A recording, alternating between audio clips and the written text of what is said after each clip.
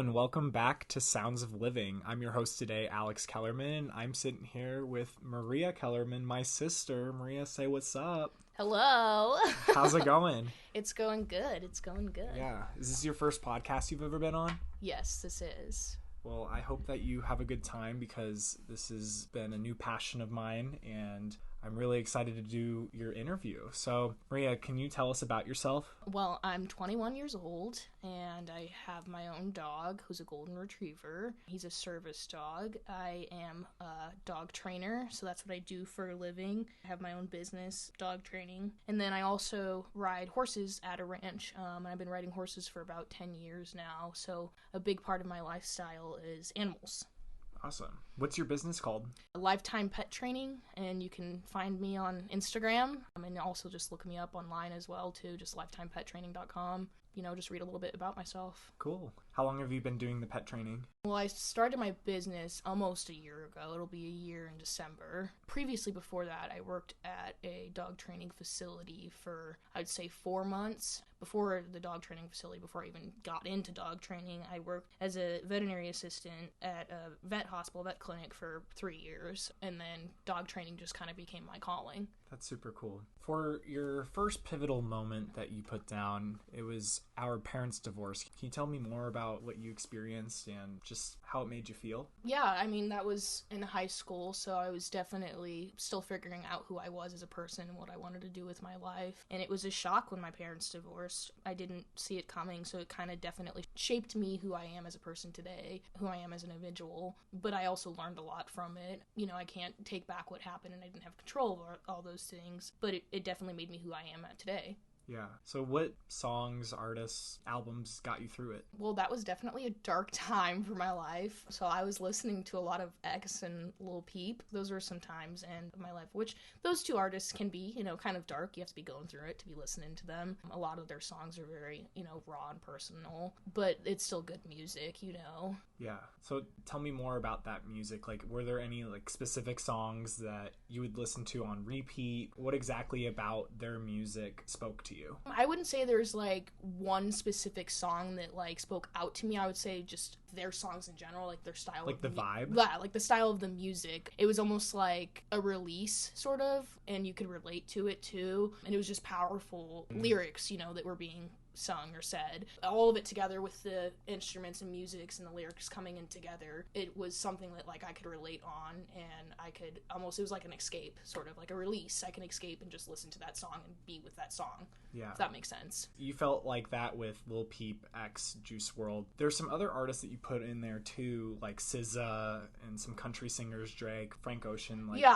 Was that the same thing or? No. Okay. That wasn't during the same time. I didn't, so I guess I should say, yes, I listened to those during the same time period, but I was more so heavy on the rap, like the Juice WRLD and Lil Peep and X. And then I got to a point where, I was more happy with my life and kind of out of my shell, and that's when I really started to get into, country and SZA and stuff. But I've always listened to country, for very long before I even listened to that. So it was just kind of a monumental change in my life that I was drawing more towards that, in that time period, that type of music with X and Lil Peep. Interesting. So then it was kind of the balance of going into that dark place because you wanted to be in your feels and relate to these artists. Yeah. Do you think that with being in your feelings, you were also trying to escape your feelings too with the other music like SZA and the country singers? Because I feel like they're very different. Oh yeah, it is very different types of artists. It's a different, vibe. I love all kinds of genres of music, and I also think too, just because you're listening to something that is sad doesn't necessarily mean that you're feeling sad. It could be just a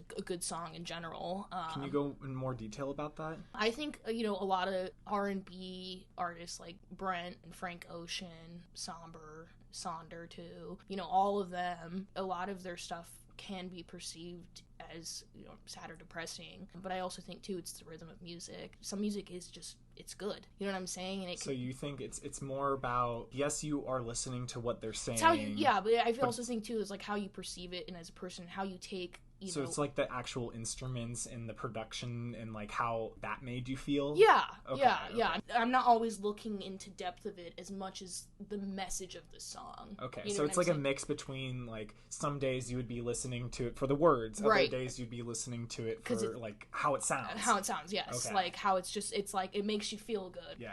So in that sense. How long did it take you to like move through this divorce? Or is it something you're still working through? No, I mean, I wouldn't say it's something I'm still working through. I'm sure there's things that like trigger it and make it hard. Things that I'm still learning as, becoming a young adult and being with divorced parents is, there's new things that I'm going to come in contact with. But as far as like dealing with the trauma, no, I don't think I'm dealing with that still. How long did it take then? I would say to really fully understand and accept everything, a good 4 years. 4 years, okay. Yeah, a good 4 years. I was very mad. I was very, very angry, and I couldn't understand why, because there was no sort of clues or anything that indicated that was ever going to happen. So it was a huge shock to me, and I felt like my safe blanket was ripped out right from under my feet. I felt like I was falling. You know what I'm saying? So it took me a very long time to understand and accept that and to be okay with it. Would you say that the music helped you cope with all those feelings? Absolutely. Did it teach you anything either? Oh, yeah. When I got to the point where I was less negative about the divorce and more trying to be positive about it and move on with my life, when I started listening to more happier songs, I guess I would say, like country, so stuff that's a little bit more upbeat. Country especially is when I learned a lot from country music. A lot of country music. I mean, hell, most country songs are stories. They're always telling something. It's always a message in country music, and it's super personal, and it's raw, it's authentic, it's real. Most of the stories are personal things that these country artists are going through, or that somebody that they know is going through. You can just tell it's genuine stuff. And you can relate to it. Oh, yeah. Yeah, I can relate to it on the messages that are said. People in songs will explain through all their trauma that they went through in their songs, and then how they reacted to that trauma, certain things like that. So yeah, definitely, I loved country music, and I still do, Yeah. I learned a lot from it and took away a lot from it too. So that leads us into our second pivotal point, and that's 2019, you being in high school. I know that was during that 4-year period where you were trying to figure out yourself and everything that was going on with the divorce.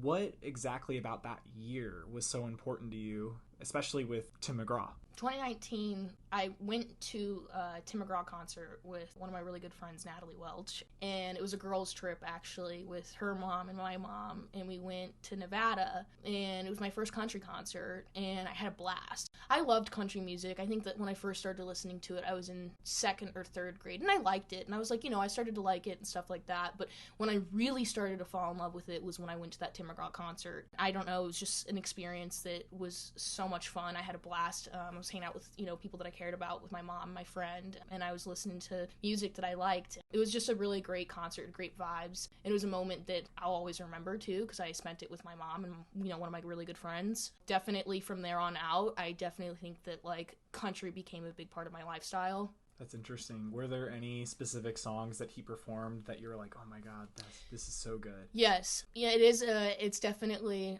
some people could say it's a cheesy, generic song, 'cause some of the messages in the song are so self-explanatory, and it's a given. I feel like everybody should know that. But I also think, too, the importance of the song shouldn't be taken lightly, because it's true stuff. But the song, Always Stay Humble and Kind, I fell in love with that song. And the reason being is, yes, always stay humble and kind is kind of a cheesy saying, but there's so much more behind that. In the song, he explains, don't steal, don't cheat, don't lie. Hold the doors open for the next person in line. Say please, say thank you. Know the difference between sleeping with someone and sleeping with someone you love. Don't hold grudges. Bitterness keeps you from flying. So there's a lot of lines that I could repeat in that song that I fucking love. I have his tattoo of that lyric on my arm, and, people will say, well, that's a song. Aren't you going to get sick of that in 20 years from now? I said, no. I said, look at the messages in here. I said, these are messages that I live by until the day I die. It's basic things.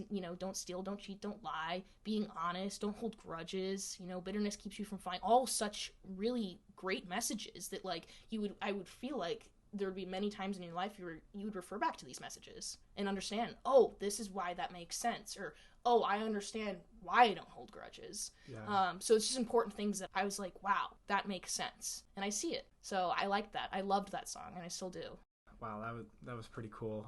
I think being able to relate to a song that deeply is such a special connection, especially, I mean, you got it tatted on yourself. Yep. I just think I think it's important that no matter what you have in life, to just be fortunate for what you have. I'll find myself complaining about things, and I think 2019 was the year that I went to Cambodia as well. So that was a shape in me as a person, because I went to a place out of the country and saw different lifestyles, saw different cultures, and how people lived with so little and how happy they were. And that's when I really understood the meaning of being humble and being fortunate for what you have. So then, did you go to the concert before you went to Cambodia, or did you go after? I went before. Did you listen to Tim McGraw while you were there, while you're on your, No, I didn't listen to a lot of music when I was there. I was so involved with learning the culture and learning the people that I wasn't listening to music. I was so busy enjoying my time there that, I was never on my phone. Interesting. So then, was the music that, the messages that you were hearing before, they carried into this trip? Oh, yeah. Okay. I would say carried into the trip, but I didn't realize that until after the trip, if that makes sense. Because after the trip, when I came back home and started living my routine and my lifestyle, that's when I was like, holy shit, these guys didn't even have shoes or water or housing, but every single time we showed up and met with them, they were smiling, happy. I mean, just so beyond happy. The happiest people I've ever met in my life with so little. Yeah.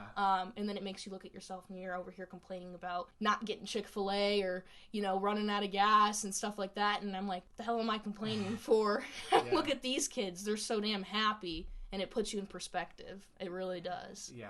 Wow. That is a lot of good points to be said, especially because those experiences that you have validate the songs even more. Mm-hmm. Yep. I can refer back to them more and actually relate to them on certain experiences, but prior than listening to the song and maybe not having an experience. But Cambodia was definitely a big thing too, because you're in a different culture, you're around different people, you're in a completely different place from where you were raised. You see things from a completely different point of view. It's crazy. Wow. Yeah. That is insane. It really does put things in perspective, because it means that we all need to have more and more experiences in our life. Oh, yeah. I always say, if you get the opportunity to do something that you've never done, and if it doesn't even seem remotely interesting to you, going to, Iowa, or a place that you've never been. People are like, well, what am I going to do in Iowa? It's Iowa. Who cares? Go. Go.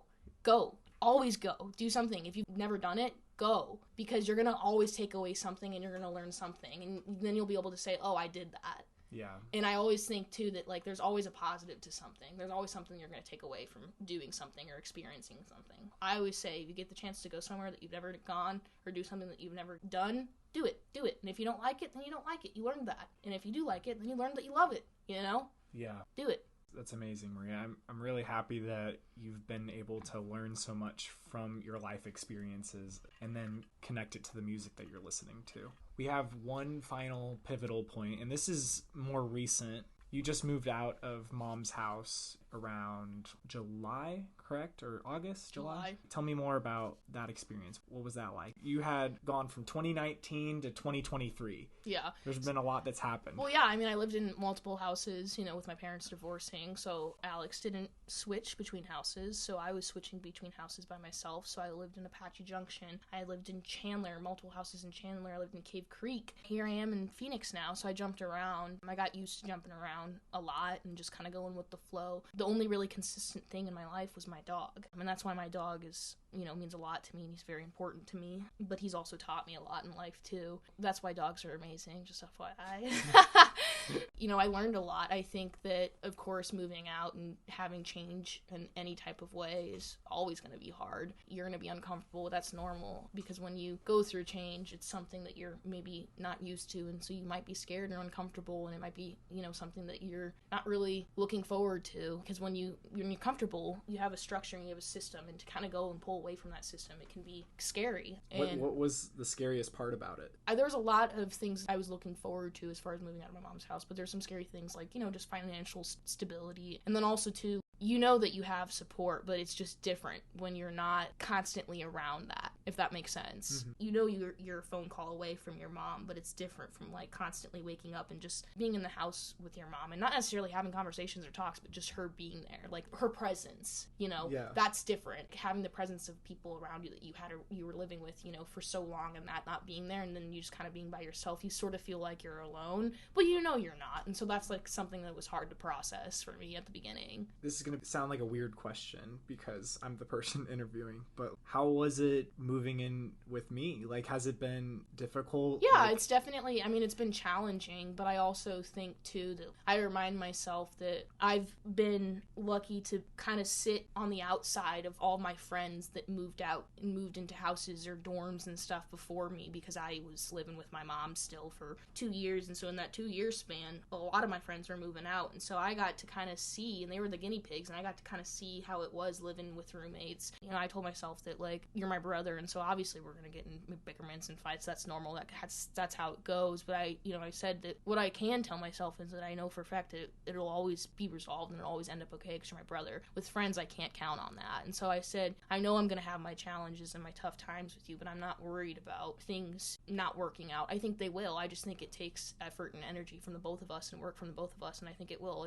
We have to figure out a system and a place of common ground and working out together as a team rather than having a one-way street, and that's going to take time. But I wouldn't rather want a room with any of my friends. I'd rather want a room with my brother than anybody else, so I just think that's easier. Well, I'm glad that you enjoy living with me and like we're figuring out things along the way. Yeah. I definitely feel like especially when we first moved in, there's been progress. Progress is made. Yeah.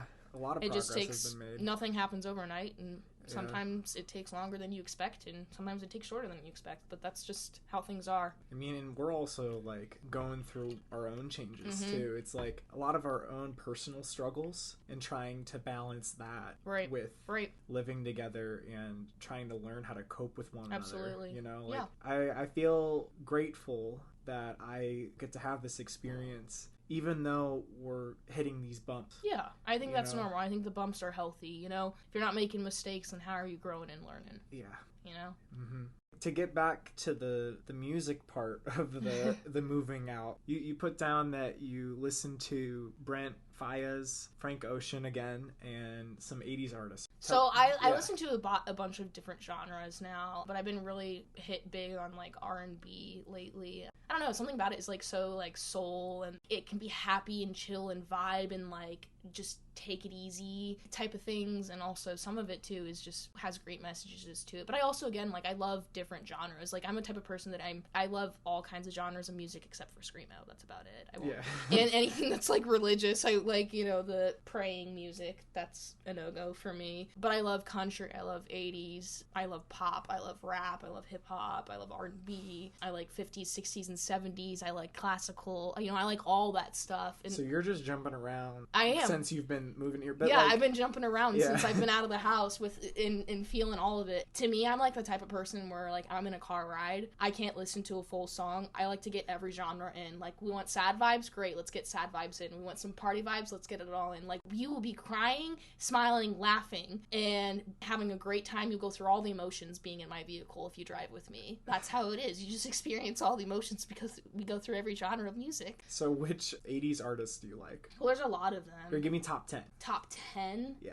No order specifically. I guess I'll say, like, this will go with, like, 80s, 90s kind of ish. Yeah.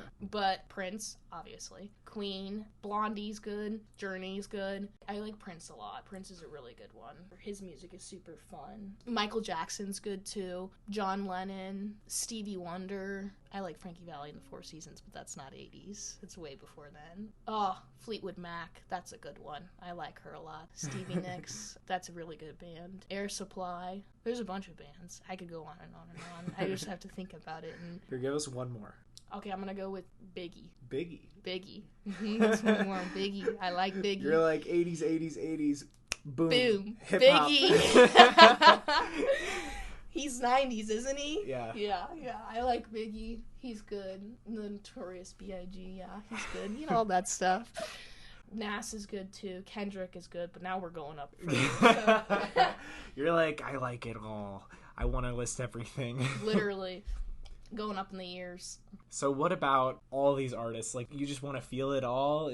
Yes, there's a lot of similarities in artists, but how does it relate to the moving out part? Each of them have helped me in different ways. I've also liked Taylor Swift, Taylor Swift is, I'll tell you what, I'm not like a huge T Swiftie fan. I'm not like, I won't drool over her or anything, but she's got some good music, don't get me wrong. I'll tell you what, because when I was a kid, I listened to her, and as I've grown up, to watch Taylor's music grow and how it affects the nation is crazy. I mean, she made some huge monumental shifts with people liking her music and even having thoughts and feelings towards Taylor herself as an artist. And just not to mention, the Super Bowl didn't fill out as much as the Taylor Swift concert, so there was more women at the Taylor Swift concert than there was at the Super Bowl, so hashtag the womanhood. I just want to say that. So that was crazy to see, like, how much in general music can change people. You literally can see it when artists come out with songs and people are hating over Taylor Swift, for songs that she's creating and stuff. Like, it's crazy how much people can be affected by music. With going back to all the,